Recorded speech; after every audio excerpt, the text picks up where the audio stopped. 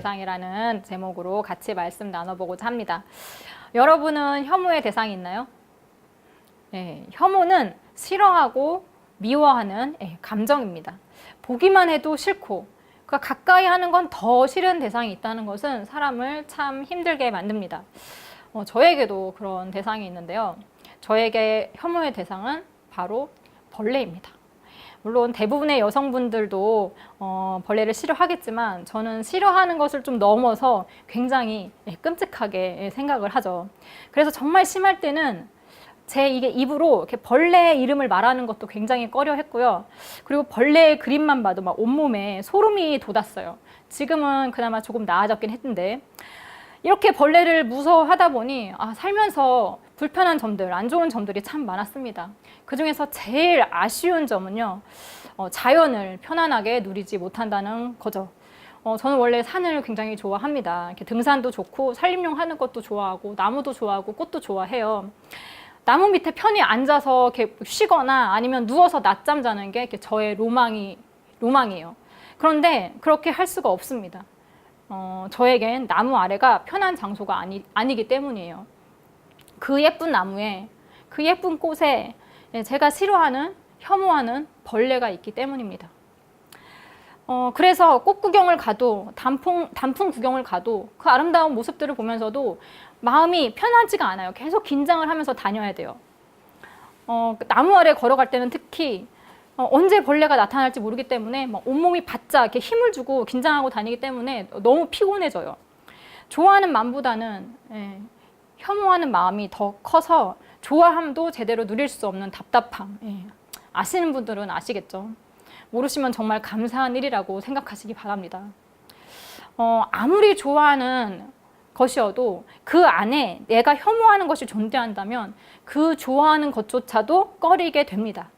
그래서 우리가 이렇게 무슨 게임 같은 거 할 때 산이 좋아, 바다가 좋아, 막 이런 거 물어보잖아요. 저는 무조건 바다가 좋다고 합니다. 여름이 좋아, 그 다음에 겨울이 좋아, 그러면 뭘 할까요, 제가? 겨울이 좋다고 합니다. 기준이 전부 다 벌레예요, 벌레. 내가 좋아하는 기준이. 사실 산이 좋고 여름도 좋은데 좋다고 말을 할 수가 없는 거죠. 이렇게 혐오라는 감정은 좋아하는 것도 포기하게 만들 만큼 굉장히 큰 힘이 있습니다. 그래서 가능한 한 혐오의 대상이 없는 것이 세상을 누리는 데 있어서 참 좋죠. 그런데요, 성경에도 혐오하는 대상에 대해서 나옵니다. 잠언서 6장 16절 말씀 보시면요. 여호와께서 미워하시는 것, 곧 그의 마음에 싫어하시는 것이 67가지이니, 우리 여기 한글 성경에는 이렇게 미워한다라고 이렇게 표현을 했는데 히브리어로는 이게 토에바라는 단어로 표현이 됩니다.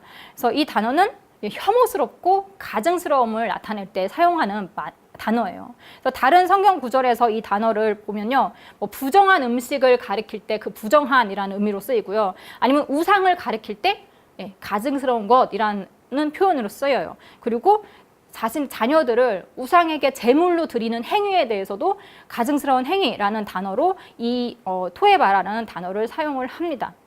그러니 그냥 미운이라는 의미보다는 좀 더 강한, 몹시 미운 것, 혐오스러운 것을 의미한다고 볼 수가 있는 거죠. 하나님은 이런 가증한 것을 가까이 하지 말라고 하십니다. 신명기 7장 26절에 너는 가증한 것을 내 집에 들이지 말라. 너도 그것과 같이 진멸당할까 하노라. 너는 그것을 멀리하며 심히 미워하라. 그것은 진멸당할 것임이니라. 그리고 하나님께서 이 미워하는 것을 우리에게도 심히 미워하라고 그렇게 말씀하십니다. 그것들은 우리를 올무에 걸리게 하는 것이기 때문입니다. 잠언 6장 17절에서 19절에서 말씀하고 있는 하나님께서 미워하시고 또 싫어하는 것들을 보면요, 전부 죄악들이에요. 교만한 눈, 거짓말하는 혀, 죄 없는 자를 죽이는 손, 악한 계획을 세우는 마음, 악을 행하려고 빨리 달려가는 발, 거짓말을 토하는 거짓 증인, 형제 사이를 이간하는 죄. 하나님은 이와 같은 죄를 가증한 것으로, 혐오스러운 것으로 여기십니다. 그리고 잠언 15장 19절에서는요, 하나님께서 악인의 길을 미워한다고 말씀하고 계십니다. 악인의 길, 즉 악한 이들의 삶의 태도, 악인이 살아가는 방식, 이것들을 하나님께서는 혐오하십니다. 그래서 하나님께서는 악인의 제사도 또 악인의 제물도 몹시 미워하십니다. 잠언 21장 27절에 악인의 제물은 본래 가증하거든 하물며 악한 뜻으로 드리는 것이랴. 악한 이들은 제물을 모을 때도 악한 방식으로 모으기 때문에 하나님께서는 그 악인들의 제물 자체를 가증하다고 말씀하십니다. 게다가 그 제물을 하나님께 드릴 때도 그들은 악한 동기를 가지고 하나님께 그 제물을 드리기 때문에 하나님은 그것 또한 굉장히 혐오하시는 거죠. 또한 악인의 기도도 가증스럽다고 말씀하십니다. 잠언서 28장 9절에 사람이 귀를 돌려 율법을 듣지 아니하면 그의 기도도 가증하니라. 하나님의 명령은 들은 척도 하지 않으면서 자신들의 소원을 들어달라고 하나님께 기도하는 것 자체가 하나님 앞에 가증한 일이라는 거죠. 미련한 자는 악에서 떠나기를 싫어합니다.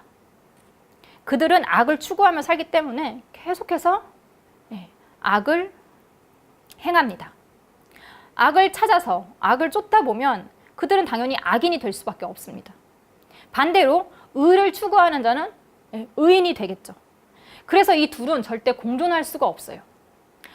잠언서 29장 27절에 불의한 자는 의인에게 미움을 받고 바르게 행하는 자는 악인에게 미움을 받느니라.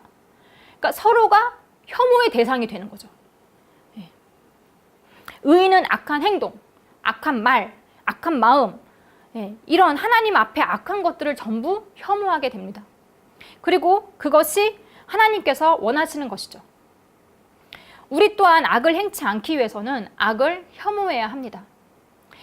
제가 벌레를 싫어하다 보니 다른 사람들보다 벌레에 굉장히 더 민감해지겠죠.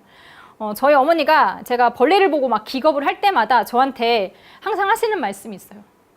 아니 왜 유독 벌레가 네 눈에만 잘 띄지? 항상 그렇게 물어보셔요. 정말 신기하게도 굉장히 그 작은 벌레를 할지라도 제 눈에는 굉장히 이렇게 커다랗게 보이거든요. 특별히 신경 쓰지 않고 걷다가도 벌레의 존재를 제가 제일 먼저 알아차립니다. 저도 안 보고 싶은데 말이죠. 모른 척 하고 싶은데 그렇게가 안 돼요. 딱 보면 한번 보면 이제 긴장 도망가야죠, 그죠? 우리가 죄를 혐오한다면 죄에 대해서도 민감해지지 않을까요? 죄를 안 보고 싶은데도 눈에 굉장히 잘 보이고 모른 척하고 싶은데도 그럴 수 없고 말이죠. 악한 것을 가까이 하기도 싫고 내가 저지르는 건 더 싫고 말이죠. 피부가 이렇게 민감하신 분들은 화장품을 되게 잘 가려서 쓰시더라고요. 그러니까 화장품만 조금 바뀌어도 얼굴에 바로 트러블이 난다고 하면서요. 그것처럼 우리도 죄에 대해서 민감해진다면 죄가 내 가까이 오는 순간 바로 알아챌 수 있고 또 그것을 피할 수 있을 겁니다. 피부 관리가 아니라 영혼 관리를 하는 거죠. 피부만 아름답게 가꾸지 마시고 영혼도 아름답게 가꾸시길 바랍니다. 사람들은요, 기본적으로 싫은 건 죽어도 안 하려고 하는 고집이 있어요.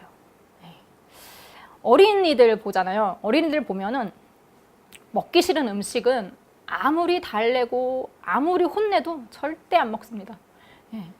다른 재료에 막 숨겨서라도 이렇게 건강을 위해서 이렇게 먹이려고 하잖아요. 그래도 바로 눈치채고 안 먹어요. 아무리 건강을 위해서 먹어라? 소용없습니다. 건강이 나빠도 그 아이의 입에 맛있는 게 그 아이에겐 최고죠. 그리고 또 먹고 싶은 것은 무슨 수를 쓰던 엄마 몰래 숨어서라도 이렇게 열심히 먹으려고 하잖아요. 그게 애들만 그럴까요? 어른들도 마찬가지죠. 잠언서 11장 23절에 의로운 사람의 소원은 좋은 결실을 가져오고 악한 자의 희망은 진노로 끝난다라고 했습니다. 그렇기 때문에 자신이 하고 싶은 것이 내 욕구가 선한 것이 되도록 애써야 합니다. 악을 추구하다 보면 악인이 되고 선을 추구한다 보면 의인이 된다고 했습니다.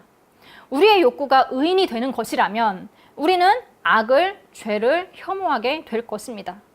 죄 짓는 게 죽기보다 싫어지는 거죠. 그런 분들이 바로 순교를 하는 겁니다.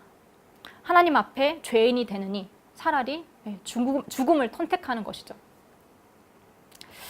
제가 벌레에 민감하다 보니까 집안에 이렇게 화초를 놓는 것을 별로 좋아하지 않습니다. 벌레가 나올 확률이 있기 때문이죠. 될 수 있으면 벌레가 나타날 수 있는 그런 상황들을 이렇게 미리 차단하려고 노력합니다. 그것이 이제 저의 생활이 되는 거죠. 여름에 특히 주의를 하는데 쓰레기 처리에 굉장히 이게 제대로 안 되면 거기서 벌레가 나올 수 있거든요. 그렇기 때문에 쓰레기통에 미리 이렇게 살충제를 뿌려준다거나 이렇게 쓰레기를 빨리빨리 치운다거나 그러려고 노력을 합니다. 마찬가지로 또 우리가 죄를 혐오한다면 죄를 지을 상황을 만들지 않기 위해서 노력을 할 겁니다.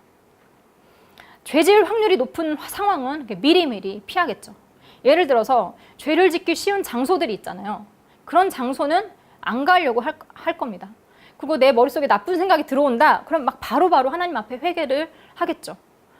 어디에서 죄가 튀어나올지 예민하게 이렇게 보고 미리 죄의 싹을 이렇게 딱 잘라낼 겁니다. 죄에 대한 민감성이 그 어느 때보다 절실한 그런 시대입니다. 죄에 대해서 너무 많이 무뎌진 현재이기 때문입니다. 추악한 죄가 죄인 것도 모르고 사는 사람들이 참 많습니다. 심지어 예수님을 믿는다고 입으로 고백하는 사람들 중에서도 죄가 뭔지 제대로 모르는 사람들이 너무 많아요. 그러니 하나님 앞에 무거운 죄를 짓고도 부끄러움 마음 없이 그렇게 사는 거죠. 평상시엔 참 정직하고 막 정의로운 사람처럼 살다가 자신에게 조금이라도 손해가 끼치는 일이 생긴다. 그러면 바로 태도를 바꾸는 것이 우리입니다. 남이 지은 죄는 크게 보이고 자기가 지은 죄는 못 보고 지나치는 것이 바로 우리입니다. 다른 이의 죄는 빠르게 막 정죄하면서 자신의 죄는 쉽게 인정하지 못하는 것이 우리예요. 물론 악을 떼어버리는 것은 쉽지 않은 일입니다. 악은 끈질기게 우리의 발목을 붙잡고 있습니다. 죄는 습관이란 말도 있죠. 우리가 가진 죄인의 습관을 예수님을 믿기 시작했다고 바로 전부 버릴 수 있는 사람은 없습니다. 본인 입으로 예수님을 구주로 고백하면서도 또 그 입으로 죄를 짓는 것이 우리죠. 입술로는 하나님을 믿는다 하고 삶은 하나님의 말씀과 반대되어서 산다면 그것은 하나님께서 혐오하시는 악인의 삶과 다를 바 없을 것입니다. 이스라엘 백성들이 그렇게 살다가 심판을 받았어요. 예레미야 6장 15절 말씀 보시면 그들이 가증한 일을 행할 때에 부끄러워하였느냐? 아니라 조금도 부끄러워하지 않을 뿐 아니라 얼굴도 붉히지 않았느니라. 그러므로 그들이 엎드러지는 자와 함께 엎드러질 것이라. 내가 그들을 벌하리니 그때에 그들이 거꾸러지리라. 여호와의 말씀이니라. 스스로 하나님의 백성이라고 그 중에서도 하나님의 뜻을 올바로 정확하게 전달해야 될 그런 선지자 제사장들이 하나님 앞에서 가증한 죄를 지으면서도 그들은 조금도 부끄러워하지 않았습니다. 죄인 것을 몰랐던 거죠. 아니면 죄인 걸 알면서도 모른 척 했던가요? 그 결과는 심판이었습니다. 하나님께서는 그들이 버리지 못하고 절실히 지키기를 원했던 권력을 유지시켜줄 나라를 망하게 하셨습니다. 제가 벌레를 너무 혐오하는 거에 대해서 약간 죄책감이 있었어요. 왜냐하면 그것도 전부 하나님께서 만드신 건데 나는 왜 그럴까라고 하면서 이렇게 죄책감이 들었어요.